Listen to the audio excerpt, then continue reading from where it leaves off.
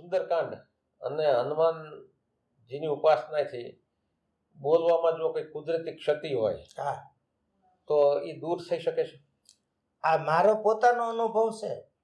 આપને કહું છું કે મને 4 ડૉક્ટરે એવું કીધેલું કે ભાઈ તમારે ફેફસાની તકલીફ છે, તમારે વધારે બોલી નહીં શકો. જી જી જી. પણ ગુરુ મહારાજના આશીર્વાદ મળ્યા, સદગુરુના શરણમાં ગયા પછી મને આ હનુમાનજીની ભક્તિ કર્યા પછી મને જે કાંઈ મારા જે પ્રોબ્લેમ હતા શ્વાસના એ બધાય ઘટી ગયા. અને હું મૌન બહુ રાખતો હતો અને હજી પણ કથામાં મૌન રાખું છું. અને મેં એવા લગભગ 13 વર્ષ એવા કર્યા કે આખો શ્રાવણ મહિનો મૌન હતો. મૌનની શક્તિ વિશે આપને અનુભવ ખરો કે? હા બાપા, મૌનમાં એટલી બધી તાકાત છે કે મૌનમાં એટલી બધી શક્તિ છે. જે તમારા મનની શાંતિ જે છે ને એ મૌનમાંથી મળે છે. એકાગ્રતાની જે શાંતિ છે ને એ મૌનમાંથી મળે છે.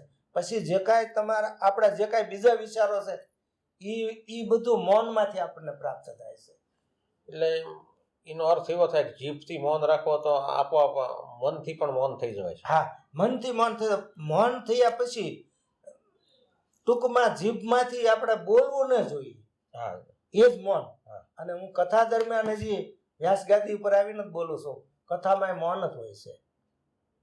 બરોબર. બધી કથા 283 કથા કરી છે બાપા, આપના આશીર્વાદથી. જી જી જી. એ કથામાં મૌન જ હોઉં છું.